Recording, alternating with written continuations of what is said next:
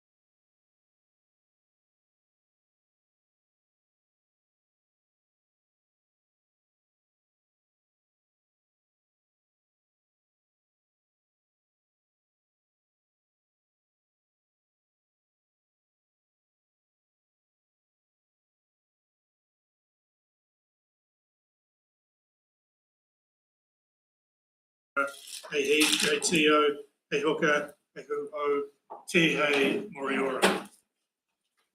Apologies. Do we have any apologies from anybody this morning? We do not. Declarations of interest. No urgent business that has been presented to me, and no public forum. Shall we go straight to the minutes, therefore, on page number, he puts his glasses on, page 9, and do a page turn, page 10. Just yell out if there's anything that you wish to raise. Page 11, page 12, 13, 14, I just had a note, the last item on that, there was a comment about firewall drop. That's being addressed in the projects report. Page 15, 16, it's the bottom of the page, internal services, next report to include a breakdown of our not operating costs. It was borrowing levels.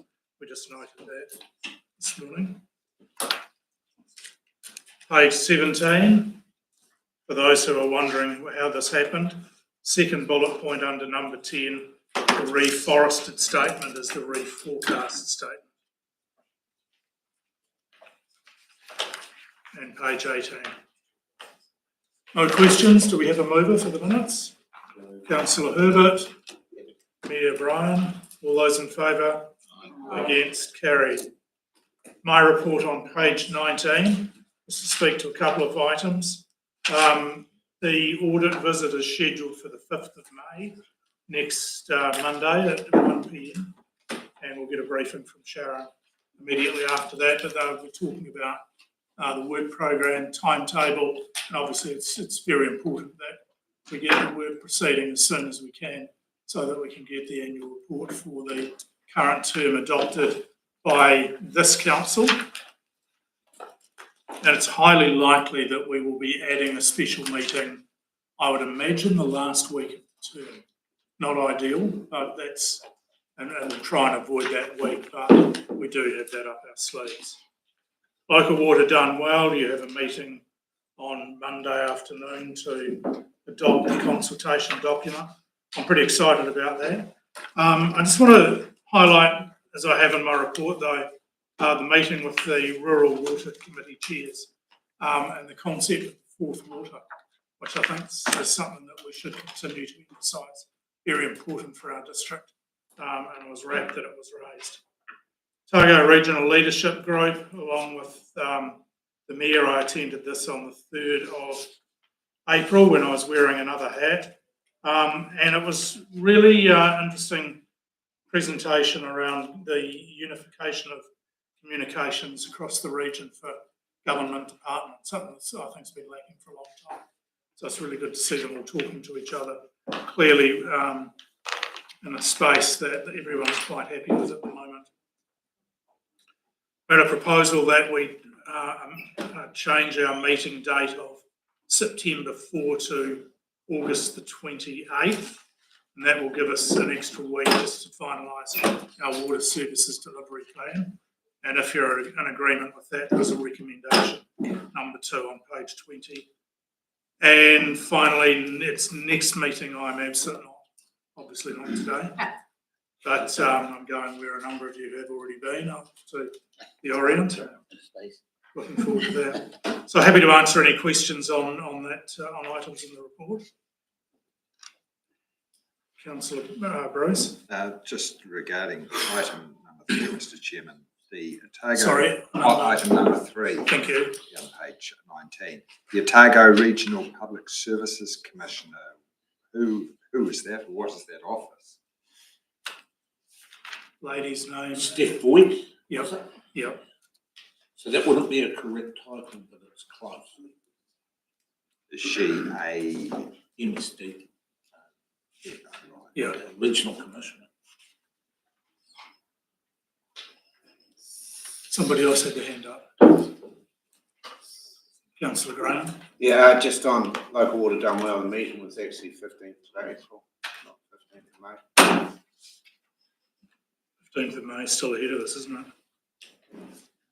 Councillor And Finch. just a question about the change of meeting date. Is that just for the risk meeting or is all the committee meetings? No, just that one. Right, Yeah. thank you. It's that one. Okay, no other questions. I move my report. Do we have a seconder? Councillor Payne, all in favour? Aye. And against? Carried. Sharon, work plan report. Thank you, Chair. This is just our usual work plan report. The only change to it is that we've actually split the KPIs out. We had it in another heading and we just thought it was simpler to split it out. That's the only change to that. Questions? Be straightforward. Mover. Mayor Brian, seconded. Councillor Volwheeler. All in favour? Aye. Against? Carried. Item 4, Christina.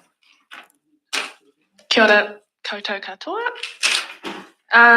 With the busy period that we are in, I wanted the report to be focused on the issues that we need to resolve before the end of the year, and have just highlighted those. We have a really strong reporting culture, but we want to see faster response times when issues are reported, and which will lead to faster resolution times, hopefully. The Health and Safety Committee monitor performance on issues that are reported through and how quickly they're being dealt with or looked at, and anything that is not moving quick enough or we're not seeing progress is escalated to the CE. So the issues that you see on page 25 are starting to move, so you can be assured that some progress has been made in those areas. Things do go wrong, and when they do go wrong, we want, typically people aren't out there trying to make mistakes, things happen. And the way we respond to those issues, like the asbestos event that I've wrote about in the report, they haven't meant to do those things. So the way that we respond to issues are really important, and we've tested a new way of, instead of investigating, trialing the learning teams and exploration framework. So the feedback that we got from that trial has been really promising, and we definitely never get those sort of responses or feedback from staff when you do an investigation. So if someone, for this team to be saying that they are positive about the way that we managed an issue is really important and promising, especially in the health and safety space. For the critical compliance project, so on page 27, the location compliance certificates are an ongoing issue. I'm meeting with 2 auditors today to try and get those moving along as well. So, that's where I'm at with those. And happy to take any questions. Thanks, Christina. Questions? Mayor Brian? Thank you, Mr. Chair. Kia ora, Christina. Hey, on page 26, increase in mental health impact issues. Over the years, I have been approached with issues, and I felt ill-equipped to deal with them. How is the support that you say is offered, is that also offered to the political arm?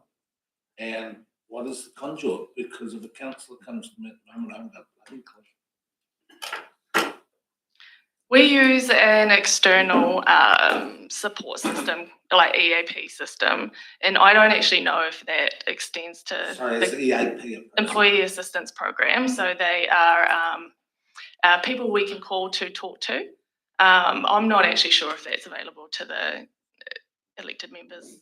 It's something that we could look into, though. If you could. Yeah. And I think it's a question we could well direct to local government New Zealand, because it's not just a local issue. Councillor Graham. Yeah, through you, Mr. Chair. The car door auto locks, it sort of puzzles me how that could be a high issue, but what's the story behind that? It's a feature that is in the doors automatically lock when we buy our new vehicles, and the teams don't want that to happen, so we turned it off just in case something was to happen. Then they can get out. Right. Councillor Martin. Through you, Mr. Chair. Christina, thank you. I've got a couple of questions. Customer behaviour. I see you've got highlighted here. There's been 3 reports. Is it behaviour? Is it aggressive, or what sort of behaviour? Is it inappropriate behaviour, or? Varied. All issues have been different. I'd like to point out, though, that the Health and Safety Committee recently undertook a survey of all of our organisation, asking how they felt about their staff safety and if they feel they have the tools to be able to respond if they were approached by a customer. We, off the top of my head, there was about a 90% of staff felt like they had the tools and were confident to deal with aggressive customers. So we don't think that this is going to go away. We just need to empower our staff to have the training and support and know what to do when these customers come in. The situational safety training that we done, the staff have all done that too, have they? Yep, so there's positive response about that as well. Staff saying keep that in place. We did get a lot out of that training and to continue with it. Right. Through you, Mr. Chair, another question. It's on page 26 of Christina's report. So we've had 7 staff required support for injury rehab through the return to work programs of ACC. As an organisation, how do we go about? I see that it increases the workload on the supporting staff, but how long does it normally go for? And how do the staff that are getting the extra workload dumped on them, how do they feel about that? It depends on the injury, so it varies. Like from we've had staff who've had 2 weeks off to one staff member at the moment with 3 months off. We would prefer to be an organisation that supports the staff who are facing these injuries. So while it has been an additional workload for myself and my team, supporting the managers to support their own people, we'd prefer to do it that way, and then things will only get easier as we get better at it. And it's implemented within the organisation. This is new, so there's been some teething problems, and but as we go on, it's getting easier and easier, and as a result, like, staff feel supported. So why wouldn't we? Yeah, that's great. That is very important that we support the staff while they're off injured, even though it isn't work related. But I was just wondering how the staff that are picking up the slack are coping, and they're quite happy with it, not under too much pressure. The team, when this happens and teams lose a staff member, we need to be looking at if we can put a consultant in place, or who can pick up the extra workload, or what drops when these staff are off. And that's another area that we are focusing on from the start with the leaders. Right. So if that was the case and we engage consultants, then they'll come at a cost, although we're not remunerating the employee off because he's off or she off on ACC through non-work related accidents. I think it's better off because ACC is paying that 80%, so we're not. So we may as well use that money to offset the workload. Yeah. By a consultant. Is it enough? Or do we have to dip in? You could do 2 days instead of 5. Right. Thank you for that. And through you, Mr. Chair, my last question, the ongoing policy reviews and developments. I see the health and safety policy, the review date was the 8th of December 23. I would have thought an organisation as this organisation, it is best practice to actually be reviewing your health and safety policies annually. And it seems 2023 with 2025, what's happened here? Thank you, councillor Martin. It's a question that I had as well. And Christina, what I would like you to do next report for the next meeting, there's 3 policies in there. Review date, January 2020, December 23, and the last one even earlier in 2019. Can you please give us a time frame for commencing work on those? I can have them ready, but it doesn't mean that they'll be approved. Having them ready for discussion would be Yeah. fine. So to help Christina, Yeah. it's not her, I'll take the answer for this one. And yes, health safety policy has been drafted and has gone through a lot of review and as Christina says, ready for approval. It was close to being finally agreed before I got sick. That's one thing. But the second thing is when we look at it, this is a policy that's substantially changing in terms of how we are intending to operate health and safety throughout the organisation. It's quite a substantial change, and it describes the principle of decentralising and the health and safety activity as opposed to the existing health safety staff running the total activity. And my concerns were that whilst the principles had all been discussed and generally the agreed around decentralising that side of things, at the end of the day, what concerned me was that I didn't think we had in place yet the ability to implement throughout the organisation that type of decentralisation. And I'm, of course, personally interested because if something goes wrong, then I'm personally liable. Principles are great, but you know that I'm a bit of a details person too. And I wanted to make sure that in practice, particularly in some of our more high-risk areas, that form of decentralisation was ready to go.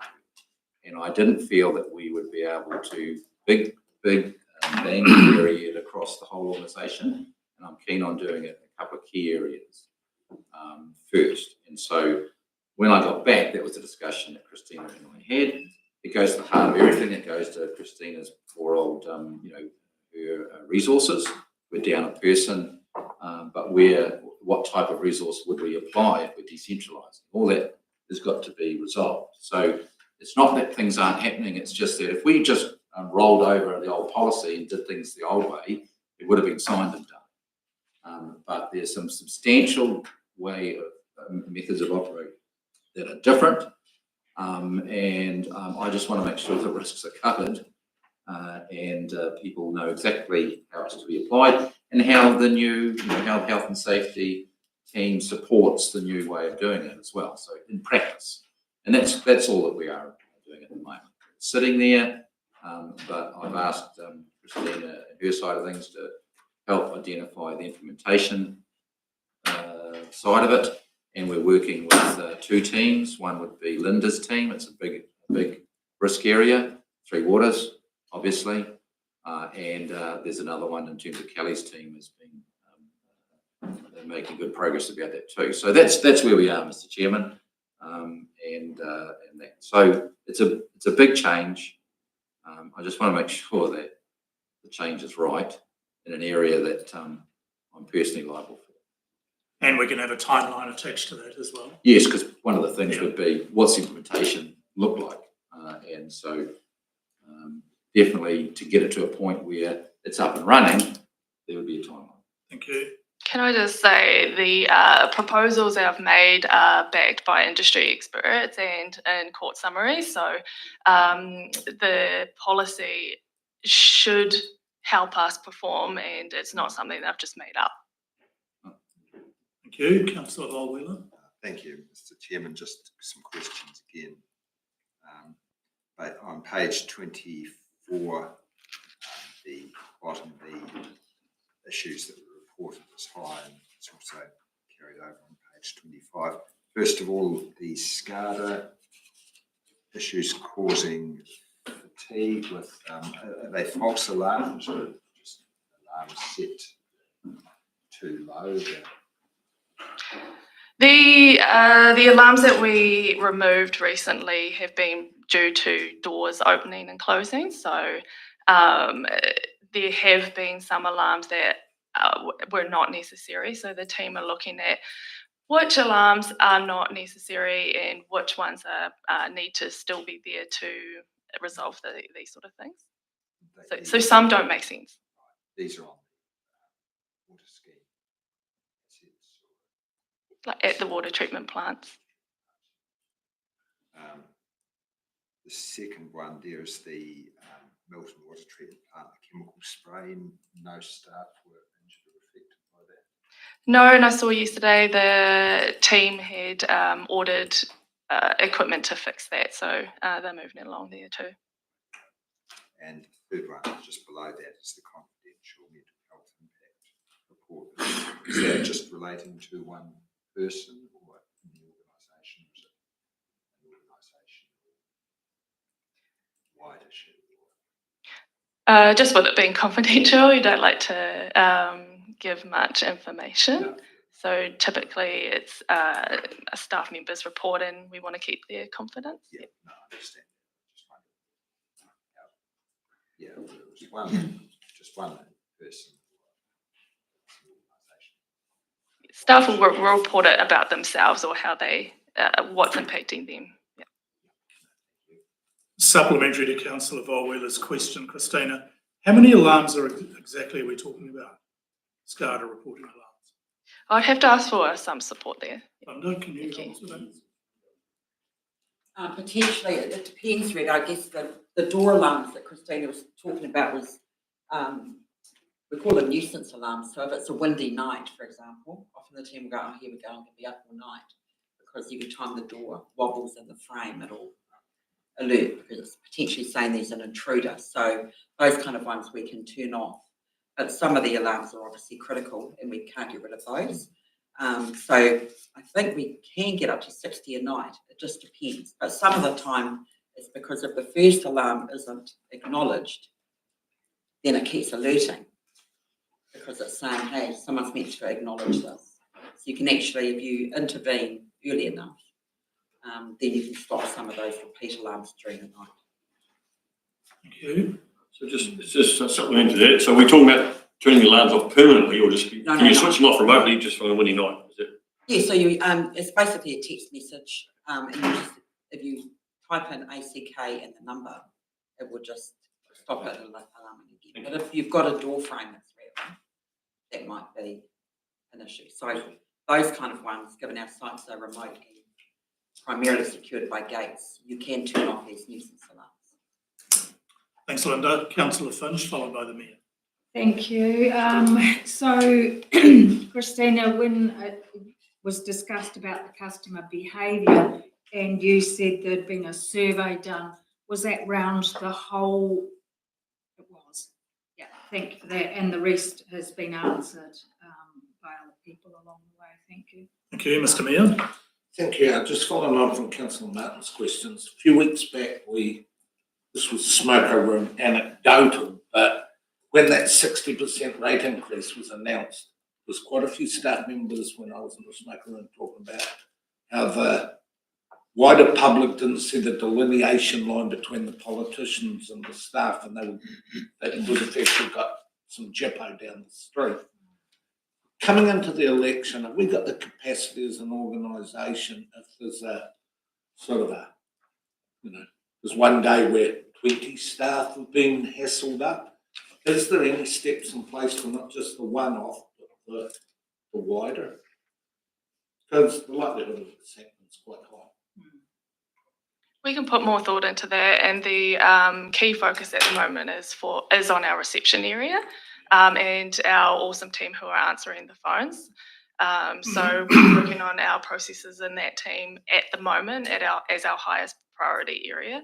and we can look into a organisational response into how we're going to manage It the. was sort of it was in the weekend down the street, hassle, sort of outside the organisation. But Yeah. I just thought, we're in a different environment and we're heading into a different time. So the organisation should at least consider the capacity if there's a spat of it, so to speak.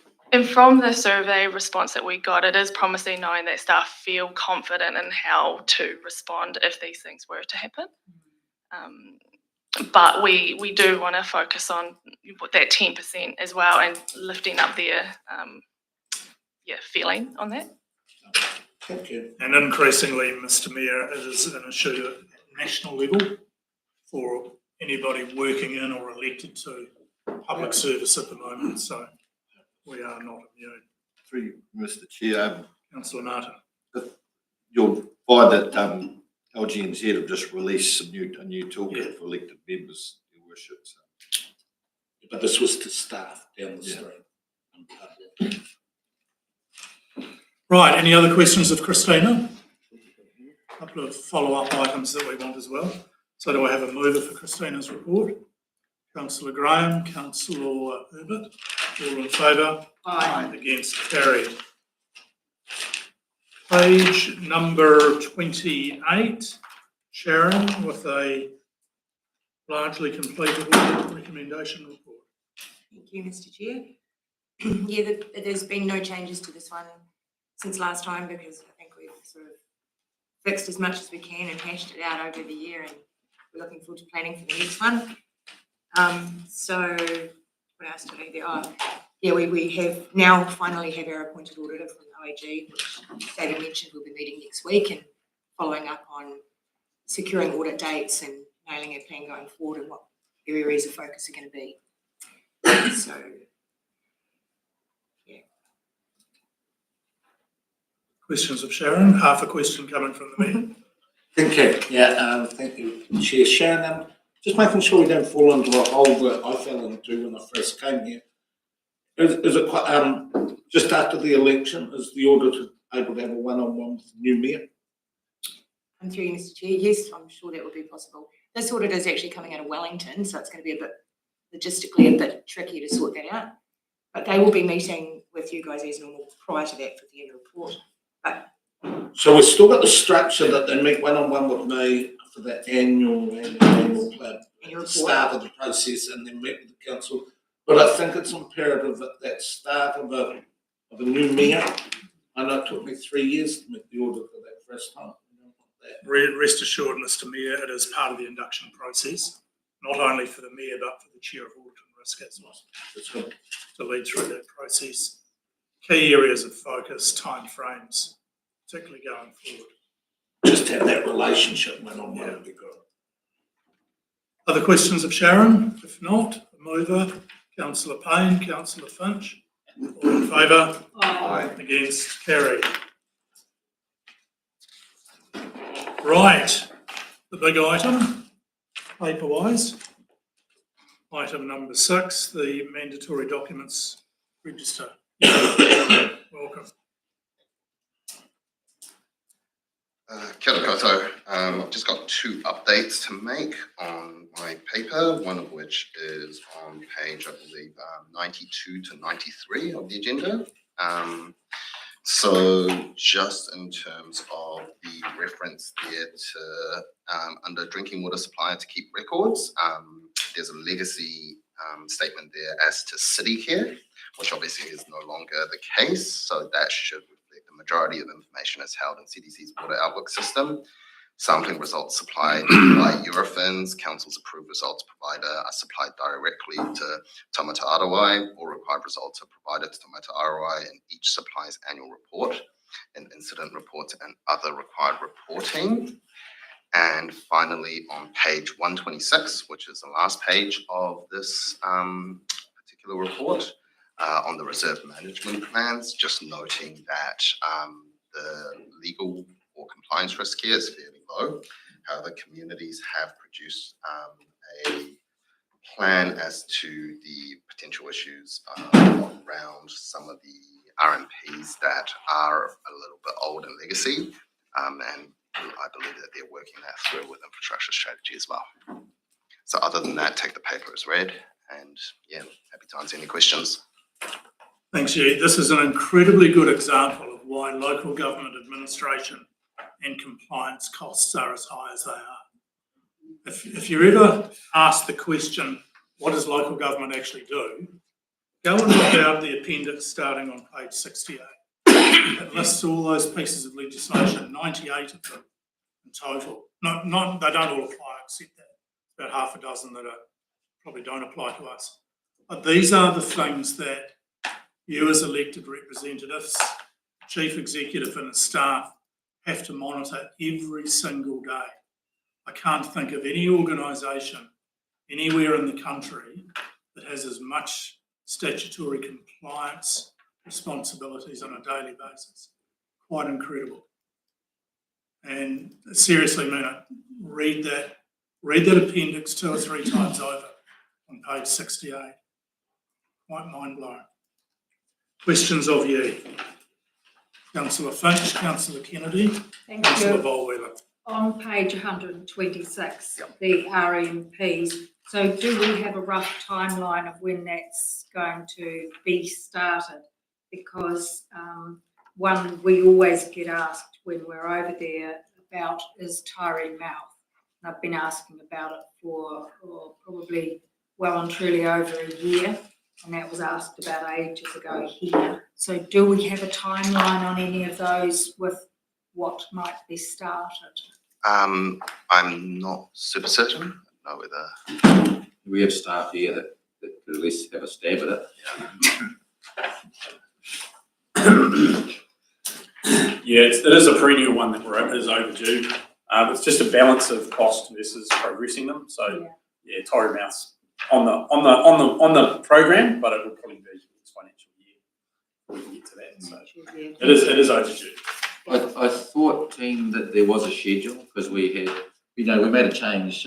We had been working because we had individual, just about park-related reserve management plans, didn't we? Yes. We started with Belcluthis to start amalgamating them and do them as a ward area. Yeah. And we've had progress because we've done a lot of those as we've got. And then we were identifying the last lot to be done in terms of that. I thought there was an identified and agreed schedule of at least a sequence that we said who was going to be going first. Yes. We might not have attached a date to it, but I thought there was a schedule sequence. Yeah, we'll follow that up. Thank you. That's great, thanks. Councillor Kennedy. Yeah, great document, and yes, I did read all the pages. District planning, it's been a while since we've done a review on district planning. Yeah. I know it's a big area to cover, but there's certain parts of our district now that especially with building heights on our sea coast and that where people are starting to build out the view of the poor person behind that's always had that view. Some of these, that we need to start looking at again. The waste, sorry, I'm gonna, kick back to the waste one. Will that'll have to change to 6 years? 3 years? 6 years? Sorry. Timing of the regulations. What page? What page? Sorry. Where am I? Environmental, 66.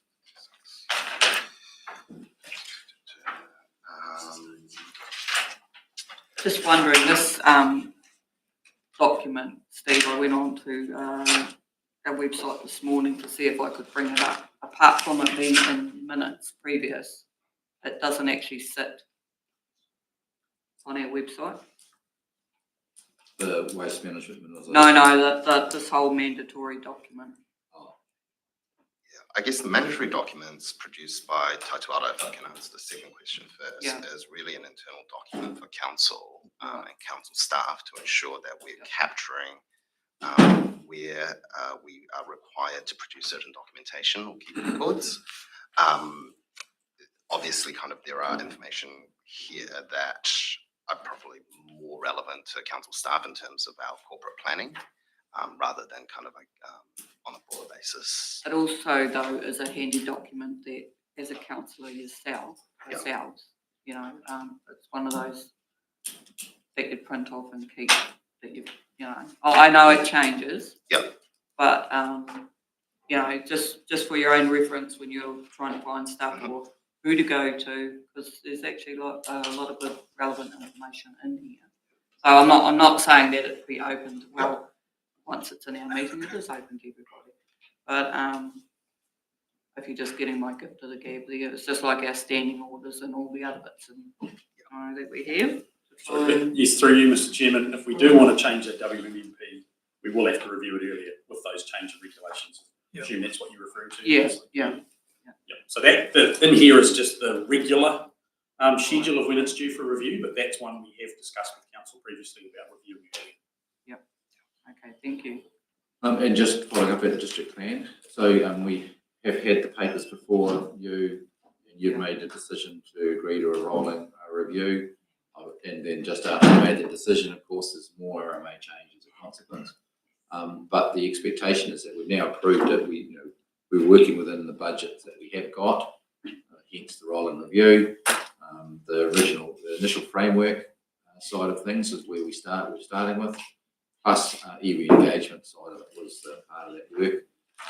And Olivia, if it's not been updated in terms of the committees this afternoon, again, it's something that can be checked, but it's a project. You've approved it now, so we've re-energised it. We all know the reason why we weren't doing anything originally, but now we've decided to move. Thank you. Councillor Finch. Thank you. On page 123, and it's got number 3, Appendix 2, Addition of Gang Insignia and Government Premises Act. Yep. Is it not in public full stop as well?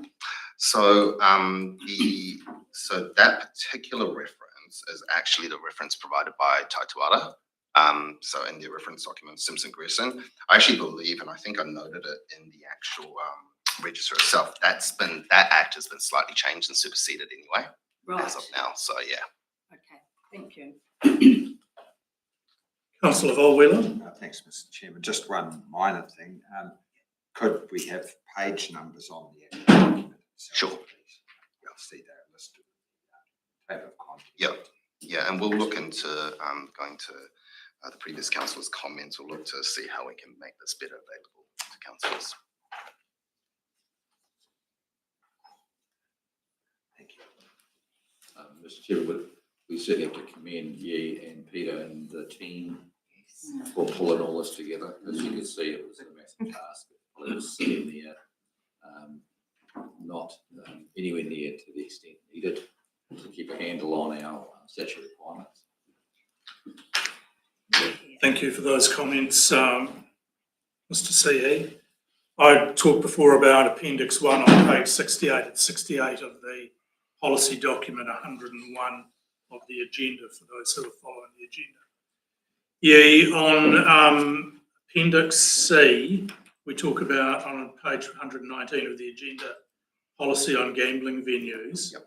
We see that's out of date. Page 86 of the agenda refers to that being completed in July 2025. Is that, it's still targeted for that date? Yep. So Malcolm at the Building and Regulatory, we've had a conversation about that.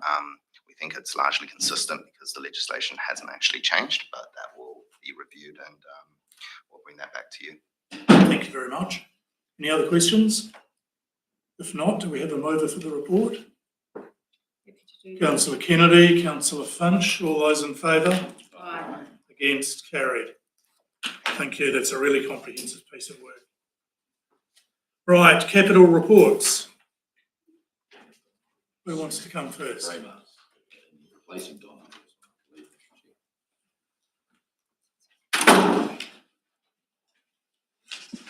Welcome. Good morning, I'm Raymar. Donna's not around, so I'm standing in for her. This report has a lot of different reporters. I'll take that the report has been read and we're open for questions. But I need the people here. Need the report. Do we want to take questions on the report on page 127 to 130, or do we want to have the individual projects spoken to and then take questions collectively at the end? What would the preference be? Have them spoken to and then take questions. Have them all spoken to? So let's start with the report on attachment A on page 131, Tuapeka, Balmoral, Lawrence, Pemba. No, excuse me, Chair. Good morning, everyone. I'm standing in for Dunbar, who's on sick leave today. I take that everyone read the report. If you have any questions. Make sure all councillors know who you are. Oh, sorry. I'm Ahmed, one of the project managers in the capital delivery team. You had a bit of a promotion, I guess. Yeah, team leader. Don't forget you're a team leader and Dunbar's part of your team. No, thank you. Councillor French. Thank you, welcome. On page 131, the contract 850 pipeline, pipe installation. Yep. Do we have a rough idea of the timeline for that by any chance? Through your chair, the current work has been completed. All the pipes have been laid. The only remaining part is connecting to the Yes. to the tank, and that's depending on the completion of the reservoir project. We are still building the tank there in Brickneck Tank Farm. Once that's completed, we can commission the third part of the line. Just roughly, do you know the time?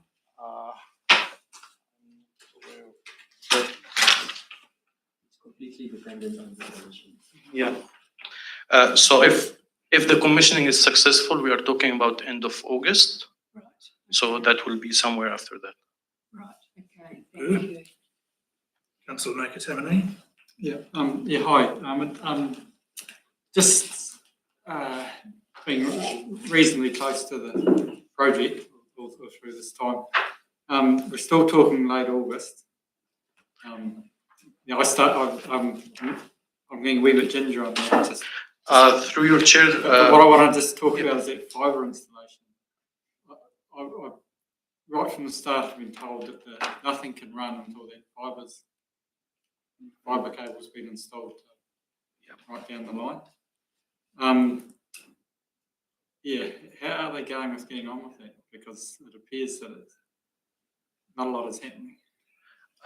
For the fiber installation, we still didn't start with that, but the commissioning plan as of now is still on track to be completed by end of August. The reservoir has been delivered, which was one of the risks. It has been delivered last month and is being installed.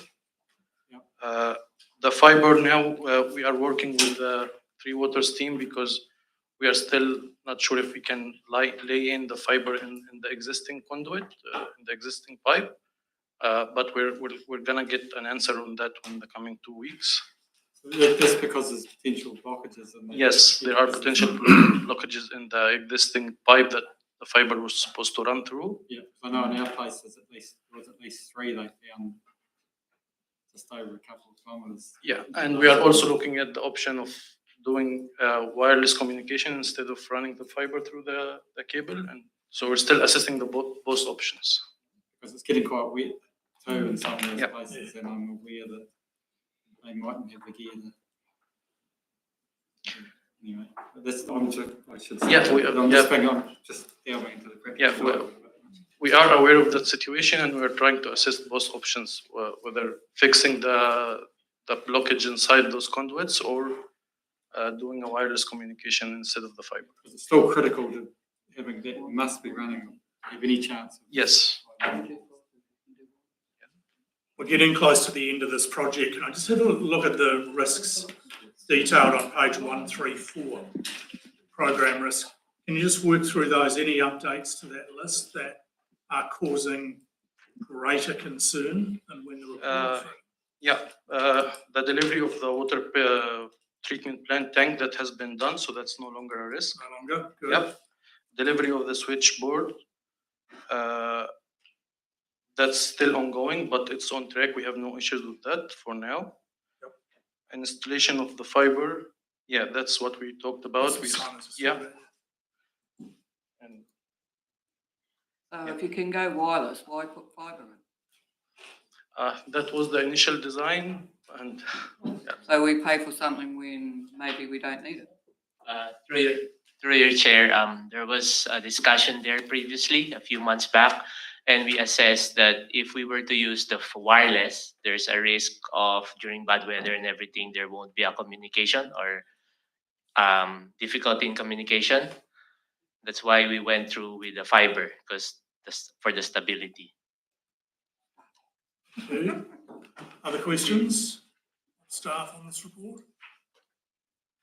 If not, we'll come back later on. Attachment B, Milton Main Street group of projects. Who is speaking to those?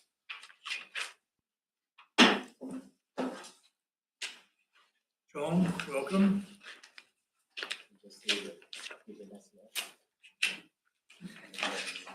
Page 139 in the report, everybody. John's also had a Good morning, everyone. I'd like to introduce myself. My name is John Itawati, and I'm one of the Three Waters team leaders for project management team. So I'm speaking on behalf of Kuben Kavanda, who has recently left our team. So happy to answer any questions on the Milton project, Main Street.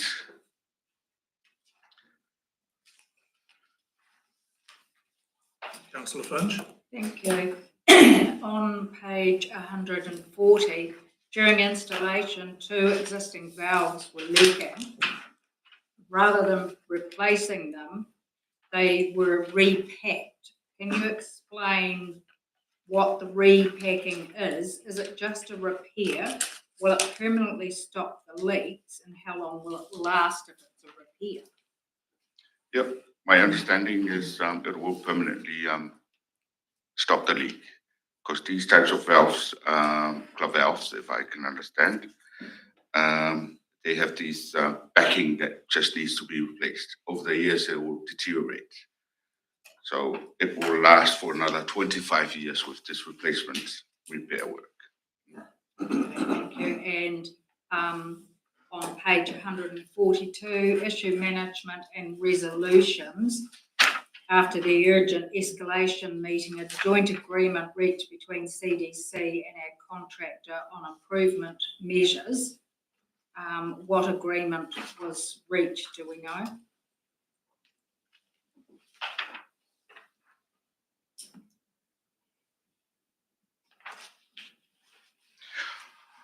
As far as I know, we issued a non-compliance request to the contractor.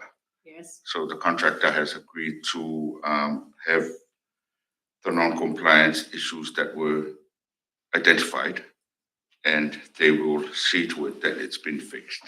Right. So okay. that's my awareness. Okay. Do we know a time frame roughly for that to be? I think they were given a time frame of 2 to 3 weeks to have those fixed. So I'll have to follow it up and see if these have been attended to. Okay. And do we know, does it have to be ripped up and redone again entirely, or is it just going to be asphalted over top? I believe that would be the process. Has to be ripped up if it's non-compliant and has to be reinstated. So can there be some media around that? Because there's been quite a few people talking about how the footpaths are really bad in that place where it wasn't compliant, places. And they're going to think it's at our cost, because that's been a question that I've had. So we don't want that out there, that is,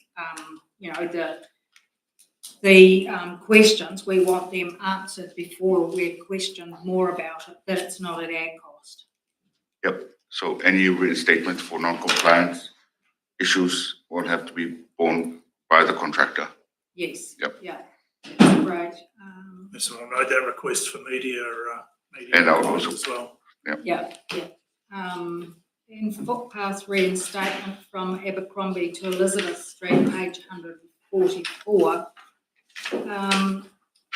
We're going to have the footpath reinstated temporarily. Can we have some definite media around that as well? Because it's planned a temporary fix until we can get the funds to carry on. It's really important that that's put out there as well, please. Yep. Thank you, that will be done. Your worship. Thank you, Mr. Chair. Team, just as I read through this report, basically the project's finished. Is this the last time it'll be doing the cycle? So can Pretty we much, just- pretty much this is the last reporting cycle for it. It's all finished.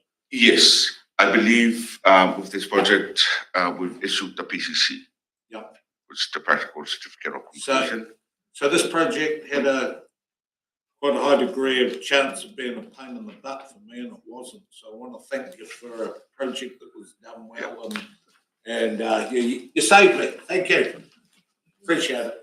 Sorry, Mr. Chairman, just to confirm, this is just the utilities component, there's the streetscape one.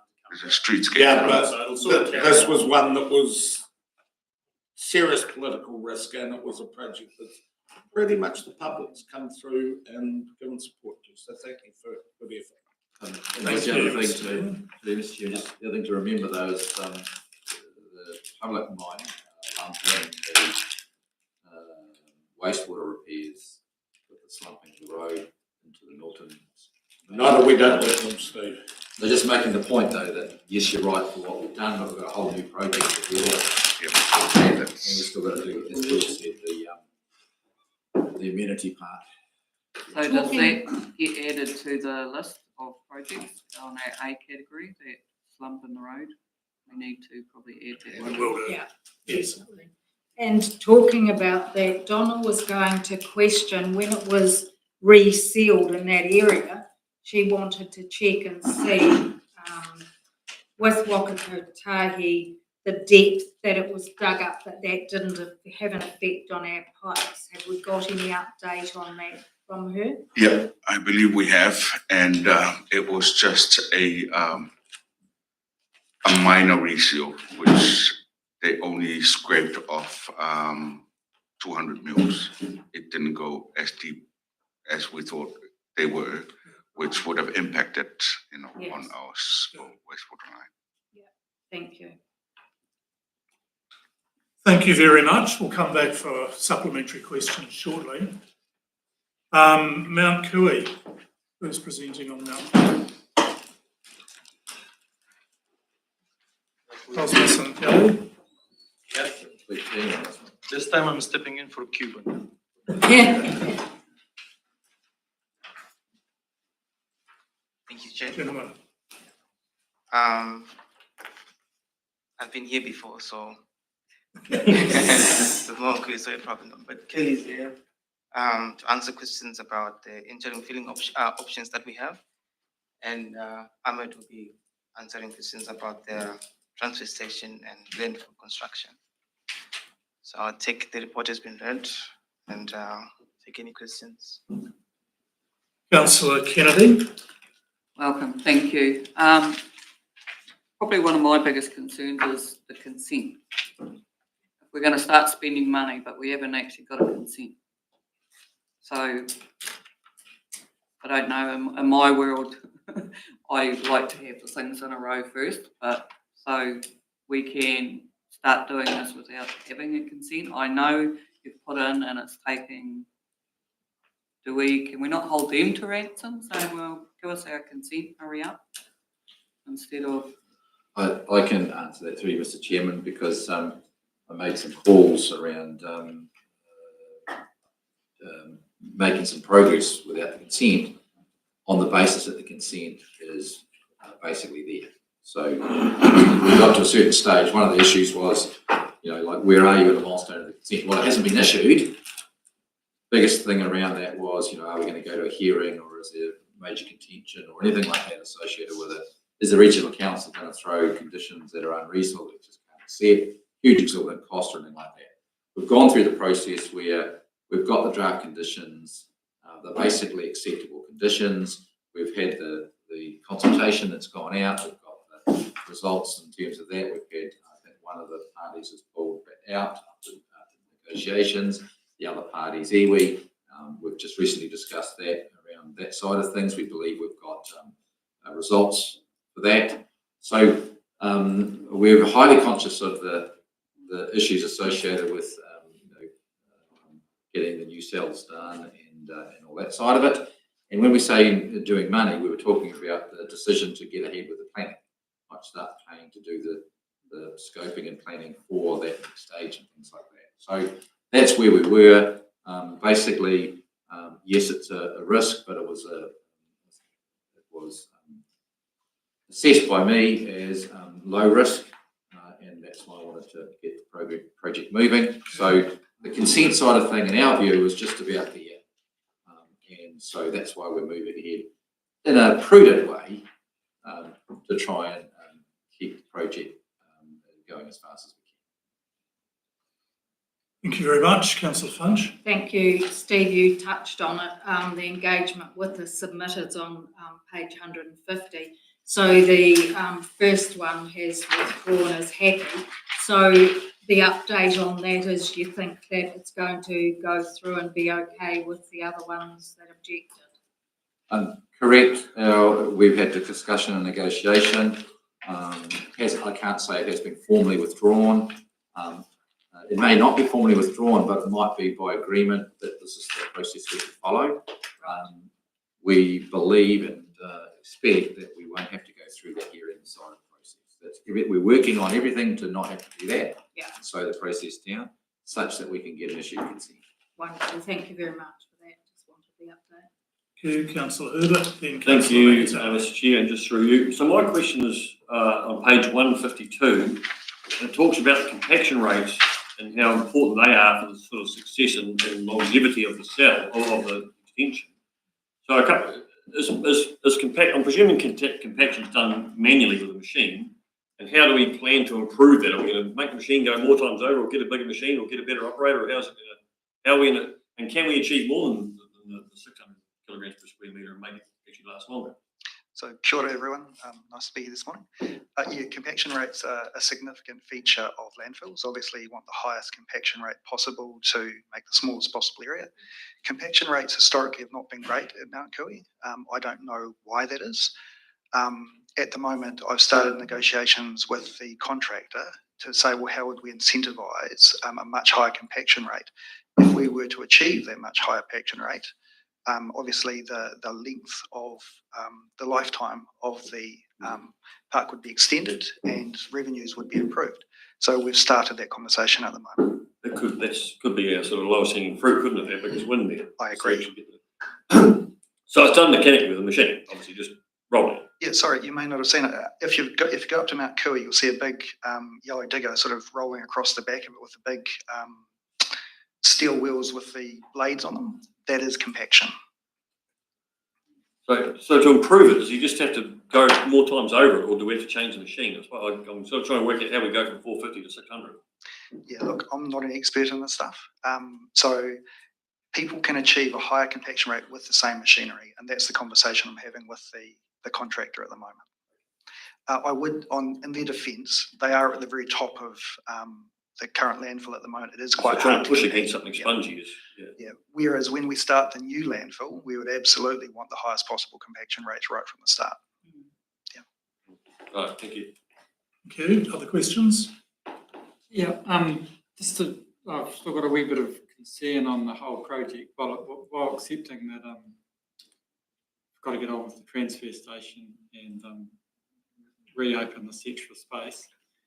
This afternoon, in one of the other reports, there's the comments about the total waste going into Mount Kui, and it's only about 3/4 of what is originally budgeted. So how does that budget line up compared to what we've done for building a new landfill?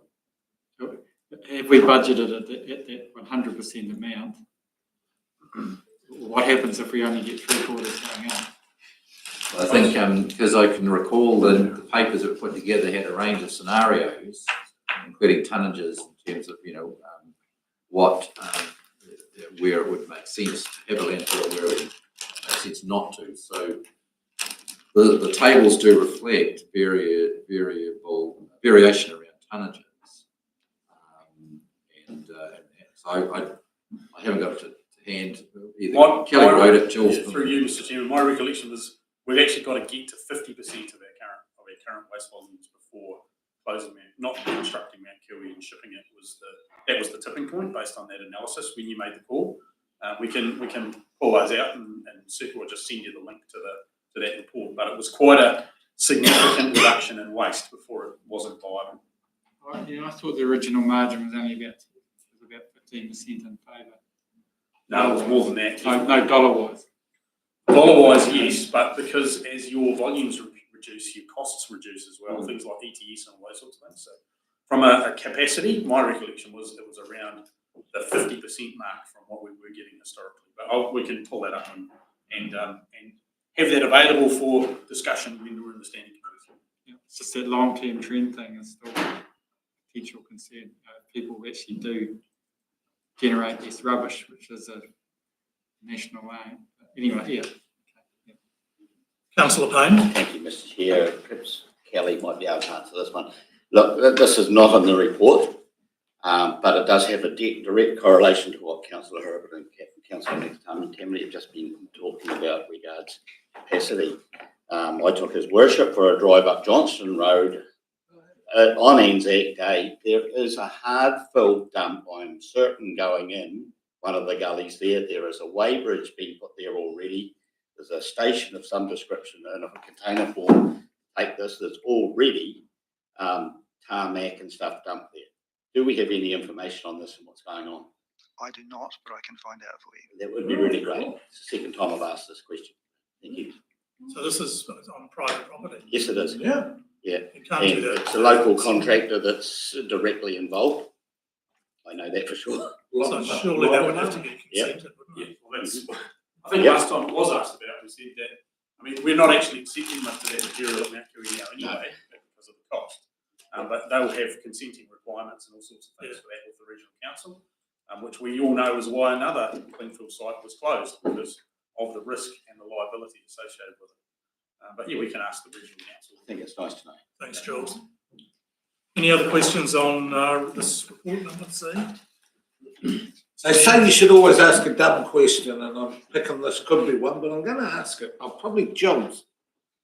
Because it was a few years back when we got that compactor machine in. Remember that it was, we went up there for the introduction of it. If you've got a landfill that in the 1980s and 90s was, compacted at 200 per square metre, and now you got a machine that can do it at 600, is it worth going back through and sort of ripping out the old and compacting it and we get half a dump again? Well, it's not really, it might sound like a good idea, but unfortunately it's not really that practical because those other layers get compacted over time by the waste going on top of it. And that's why we actually do surveys regularly, because that takes into account other, like compaction of historic waste as well. So it would be a really big cost to open that up, and given that it's probably already been compacted by that additional waste. Right. So it's But not we just certainly sitting there want to do as much as well as we can now. And as Kelly's mentioned, we should be doing a lot better than even 600 kgs per cubic metre. Right. And then just the second one, just following on from Councillor Payne. But we went along it. There's been a fair bit of money spent. If an individual said, I'm going to put a weighbridge in and what have you, but it's only for my rubbish, no one else's. If it's called a steward, I don't know how much they have.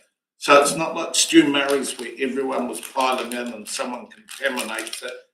Can you just build your own dump for only your rubbish? You still need a consent for it. Even if it's for a clinical site and it doesn't meet the permitted activity rules, they'll still need resource consent. Even if Well, it's there's been a few 100,000 on it. Sounds like the answer to that question is in the details of the consent, which we will attempt to find and circulate to elected members. Are there any other questions, interim questions on C? If not, who is presenting the Milton Community Pool? Raynar, is that you?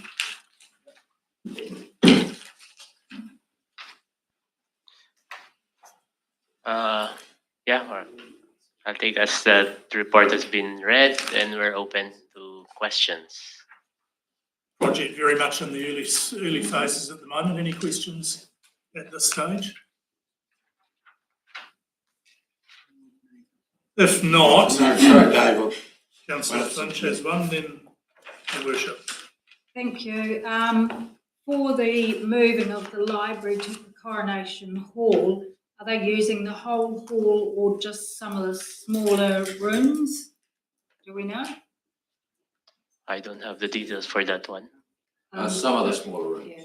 Through you, Chair, I can answer that. They're using the 2 front rooms and they're sharing the kitchen and they're doing some work to a room out the back so the people who currently use the front rooms can use the room out the back. That was another question I had then, thank you. And the annoyed neighbour, and they were offered to meet with that person after the Easter Anzac break. Is there any update on that from anybody? No, it's on the horizon that we discussed it in a recent steering group meeting. And Donna, I think, is meeting directly, so she's not here to answer. Okay, yeah, that's fine, thank you. I think that was all. Thank you. Any other questions directly on attachment D? Yes, please. Councillor Payne. Thank you, Mr Chair, again for you. Just on the Coronation Hall, I just wonder about the earthquake status of that and what is the risk to us? And if so, what is it? I mean, do we know what the, is it MPS? Do we know what the rating is on that? Because I do understand the top floor is pretty fragile. I'm not aware of exactly what it is, but our current building was below earthquake standards as well. So whilst there might be a different risk, it might be slightly better or slightly worse than what we already had. So, which is one of the reasons we're building a new community library. Yeah. Is it worth looking into or not? I think given the time frame that we're going to hopefully not be there for years, we can certainly ask the question, but it's already existing. They might have a report. Yeah. Sorry, I found where I had the other one, please. 161, action required management, mitigation measures, and then it's over something that's escalated to steering group committee. What's missing there that we cannot read, please? Does anybody know? On page 161, Calder Stewart advised it's along that line and under action required. The first lot of the writings underneath that, we can't see what it's about. Escalated to steering group committee. We don't know what that is that's escalated. Through your chair, probably I'll just get one of the staff to open this up so we can read it, because I also don't have the soft copy of this right now. Through you, Mr. Chair, the descriptor describes what it is, which is the issue around fire doors and whether we had to have separate entries. We worked our way through that process. Yeah. Comments describe the decision. It turns out that there's a much better solution that is a very cheap solution that addresses everything and can keep the original design of separate entrance, of the same combined entrance. So the comments reflect have the information that you need. Put the fire curtain in. Yes, no, I knew that, but it was just what was missing under there. That's fine. It was a decision about having a solid wall versus keeping that entry for you, and that's been resolved. Thank you. Mr. Mayor. Thank you. Yeah, from a reputational risk, we found out through Topoma what, the 30 million confusion. And yesterday highlighted again the confusion that's been allowed to develop around the costings and the flow of the swimming pool. Are we able to just get ahead of no use watching our reputation get incrementally shredded, to go out knowing now that that's their festering issue, with a media statement that clearly shows the 19.1 million, the stage we're at and what will happen, so that the public's calmed on it before it becomes a problem? We have to do that. Through you, Mr. Chairman, we can certainly do a project update, since it's such a topical project, that can address some of those questions. Yeah. Yeah, it was obvious from yesterday that they create the confusion and then. And there was, A regular update to the community goes a long way, Mr. Mayor, doesn't it? Yeah. and there was comments in one of the submissions about the two buildings we bought for the ones to move into. Was that added on to the full pricing? Yeah. So I can see, as we're progressing, the need to update the community on things, so there would be value where we're controlling the information and providing correct information. So we can certainly do that. And Di's sitting right there and making a note of another project to do. Thank you. There's one, through you, Mr. Chairman, there's a really critical milestone which is due by the end of this month, which is the confirmation of the price. Yeah. Whether we do an update now and then one in sort of early June, depending on the outcome of that process. But that's, all of that full detail was in the report for today, but that's one of the really key things moving forward that relates to a lot of the questions we had yesterday. Yeah. History's taught us that we could do it 10 times, but we've got to start somewhere. Martin. Thank you, Mr. Chair. And just following on for this worship's comments there, but it was very obvious yesterday's hearings, and it's just not limited to this project either, that our communications as an organisation on a lot of the events and the major projects like the Lawrence Balmoral water scheme, the information's just not flowing, so it's just not this project. A bit more attention to detail would be appreciated to inform the public. And one of the outcomes that I was seeking for bringing these capital projects reports into this committee was to at least get them more in front of the community and provide opportunity for the media to pick up, but secondly our own comms team to push those messages out. That's the thing. And regularly, and when I say regularly, minimum of once a month. Yeah. Communication flow is critical. Just through you, Mr. Chairman, we put regular updates out about the boil water notices and that, and lots of people say to us they don't, and including Balmoral Turpec, and people say they don't see those, but the comms team and the water team are putting them out regularly. We can certainly talk about how we do it, but there's lots of stuff that doesn't get picked up by people. We can put it out there, but if people don't read it, there's not much we can do about that. Councillor Graham. Yeah, look, totally. It's an easy excuse to say, I never read that, or I wasn't told that, or where have you got it? If 80% of the population gets this info, the reason the other 20% don't get the info is because they're not reading it, they're not looking for it. You can't hand feed every bit of info. It's the platforms used, isn't it? There's a personal responsibility. If you want to know something, you look for it. Other questions or comments of Raymar or staff on the capital projects report? If not, do we have a mover? Councillor Payne, Councillor Herbert, all in favour? Against, carried. We're going to take report number 8, and then we're going to break for the leg stretch for 10 minutes. Page 167. Linda, welcome. Mr. Chair, just presenting the protozoa and bacterial compliance report. Just noting from the background comments, so high levels in the urban water and compliance stats, and also reporting for the rural water schemes also improved from February results. But happy to take questions, which I may need to take to some experts. And who wants to ask one of those questions? Well, there's an alternative. Who wants to move the report?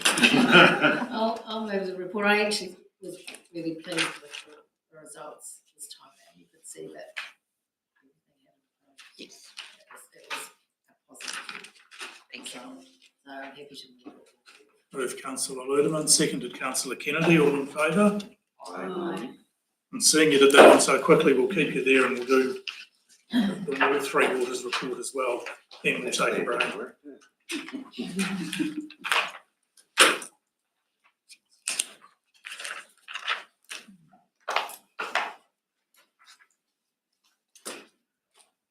So, thank you, Mr. Chair. So happy to take questions.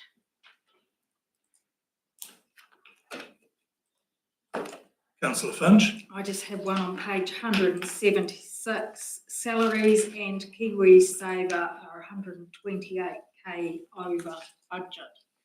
Can we ask the reason why? I believe it's a budget that was, so some budget reductions that were done, but we do have vacant positions. So even with vacancies, we still have an overrun there. So it wasn't budgeted enough for it. Right, thank you. Financially, we're largely operating to budget in terms of the expenditure versus income after the 8-month period. Yeah. Question I've got, Linda, is in respect to the capital expenditure, where we're budgeted $30.5 million for the year, spent 12.2 so far, 8 months in, probably fairly clear we're not going to make the 30. I do know some has been transferred into the 25-26 budget. What impact did that transfer have on what was already planned to be done in 25-26? And will that require us to concertina some out the other end as well? It's probably a question for Sharon, Mr. Chair. It's probably actually a question for Donna, but Greg might be able to help us with that though. When we did all those carry forwards, like there was something like 9 million in them, I think, in one of our annual plan workshops. When we moved those forward, do we move future years as well, Greg? Yeah. Because we normally look at the capital projects over the whole 9 years and move things around, but we particularly concentrate on the first 3. Can you answer if they moved? Yeah, so we, Storm. Thank you. So yes, basically there were carry forwards requested for work that was not being completed in the current financial year. So there were projects deferred, so that was being transferred to next financial year. I think there might have been some that was transferred out maybe 2 years as well. I'd have to look up to confirm that. But majority, I think, was just, well, current financial year till the next one. I will check that with Donna though, and just make sure that she's comfortable that we have the resource to deliver what we're now saying we're going to deliver next year with moving everything to you. Other questions? Mover. Councillor Finch, seconded Councillor Mulwheeler. All in favour? Aye. Against? Carried. And with that, we'll take a break and we will reconvene.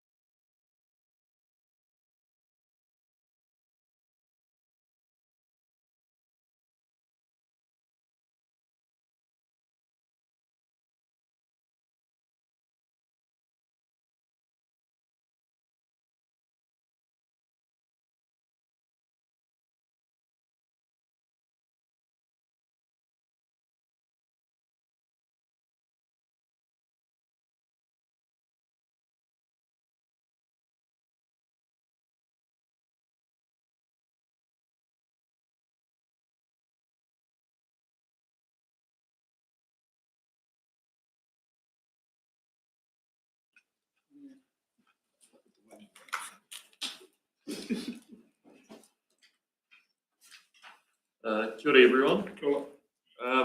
Probably the main point I want to tackle is just, I suppose, how we're measuring these from now on. So I'm doing them based on results from the start of the year to the end of the quarter. So for quarter 3, rather than it just being 3 months worth of data, it's the whole 9 months up until quarter 3. With the results for the end of quarter 3 having 1 measure passed, 35 on track, 10 off track and 7 failed, with 13 not measured till the end of the year. Compared to the end of quarter 2, that's the overall difference of 1 measure, 1 more measure off track with 1 on track. So that's 2 in the last quarter have changed from off track to on track, and 3 have gone from on to off. And something that was pointed out to me at the start of this is just on page 185, with remedial action for, with the remedial action point 2, for compliance with council's resource consents, it should say CDC are continually working to reduce inflow and infiltration into the Milton wastewater treatment plant via improvements to the Milton reticulation network to reduce the amount of wastewater requiring treatment. So it's just a bit of an error on my part. I didn't extend the box far enough, cut off the end of the comment. Thank you. I had the quick what? And probably a question to you guys is for some of the water ones, for the explanation, rather than it being an explanation to the exact result, it's more an explanation as to how this type of result could come about.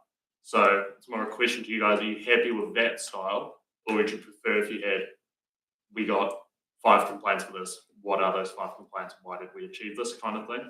That's just, what would you prefer to see? But outside of that, I'm happy to take any questions. Thanks, Trey. Interesting to note that of the 66 KPIs, 45 are to do with the 4 waters. So huge changes coming.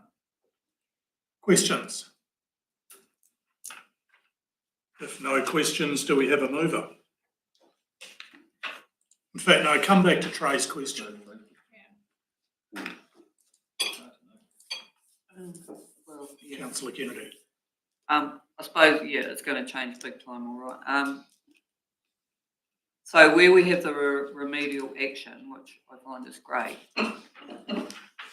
So to know that it's actually working or it's done, we go by the green or the orange or the red. So that's the answer. Is that how you would? Yep. Yeah. So the remedial action is what we're doing as a result of the explanation, try and get us on track or either better, because some of the results are going to be too far past passing. So it's just how do we do better in the future for those ones?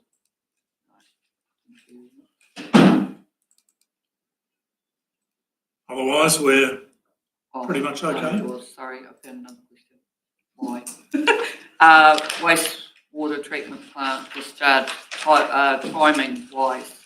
So is this done by is it hand? What am I trying to say? Is it done manually or is this done by machine and the timing just went wrong? Linda, would you be able to answer that one?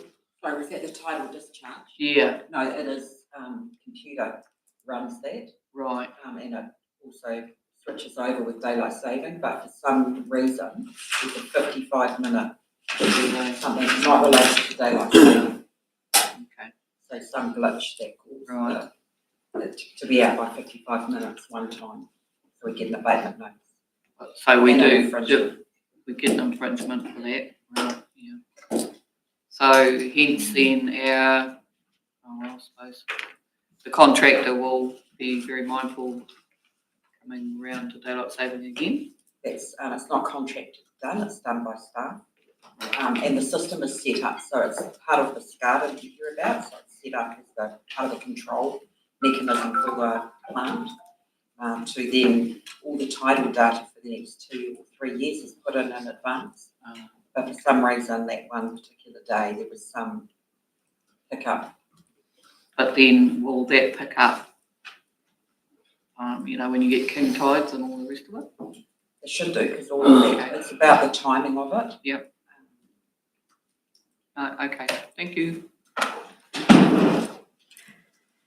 Everyone happy? Happy to move. Over. Councillor Kennedy, seconded. Councillor Martin, all in favour? Aye. Against, carried. Trey, cash flow report. Yep.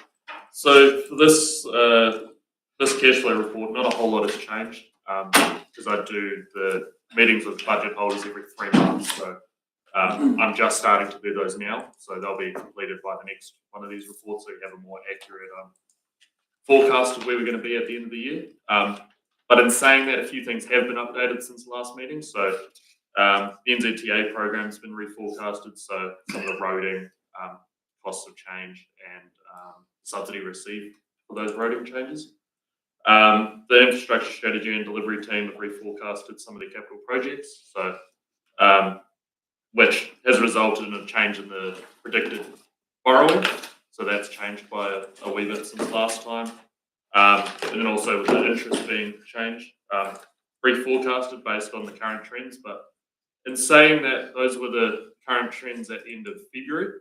So this is slightly outdated with the interest, because I've got a comment there that's highlighted saying, with the MECO doing better than budgeted, which was true at the time. But as you'll see in Greg's report, things have changed a wee bit and we're now under budget for interest. I suppose that's probably the main things I wanted to highlight. So I'm happy to answer any other questions. Your Worship. Thank you, Mr. Chair. Trey, yesterday we had a couple of submitters coming in with, we've got 130 million debt. There was quite a few figures bounced around. And I was freezing because I was thinking there's been so many changes. I don't actually know at the moment what the debt is going to be.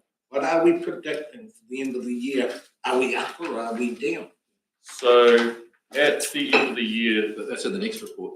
Yeah. Oh, sorry, I thought with the cash flow was. Hold that question. The numbers I've given here is they do go to Greg's report. So Yeah. I'm predicting an extra, what was that, 17.5, 18.5 mil, which in Greg's report he says where that's coming from. So yesterday, I'm just trying to get where it came from yesterday. They were saying there was an extra 11 million. I'm thinking, where did that come from and how would they have come out with it that we borrowed it an extra 11 million? You remember the submitter that said that yesterday? Where, Yeah, that. So you're saying how much again? An additional? So 3.5 at the end of March, 9.5 April, 6.5 June. So those numbers are a bit different because, well, obviously we've finished April, and I believe in April we took out, or in combined March and April we took out less than the 13 mil that I predicted there. So these do change a bit, and when we forecast the next one for the next meeting, it'll be a bit more accurate because they're all a bit behind this one. But we've borrowed less than I predicted. Last night I went through this again thinking, where did that come from? And I couldn't really find it anywhere, it was this report that I did look at. That specific number, I'm not sure where they would have got that from. I don't recall 11 million being anywhere. Other questions? Councillor Herbert. Thank you. I think I know the answer to my question, Trey, but if you can just confirm for me. So we've got the actuals and predictions along the top now, which is a relatively new thing. Yep. So when I look at the full year budget, that's what we've said at the long-term plan, isn't it? Yes. Yep. And so the full year predictions beside that, yep, is obviously as the actuals come on and it evolves slightly. Yeah, so that's a mix of the actual as at the end of February. So that's why it's never going to line up because the budgets. My question was why aren't those two figures the same? But I thought I had it right in here. Thank you. Yep. Councillor McAtamaney. Yeah, my question was just page 189. Is it on the cash flow report? 190.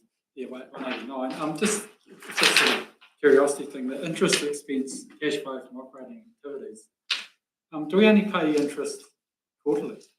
Generally, or when we take out the interest, it's either you pay interest on maturity if you're doing short term, so anywhere from I think it's 1 month minimum to 6 months, something like that, you pay on maturity.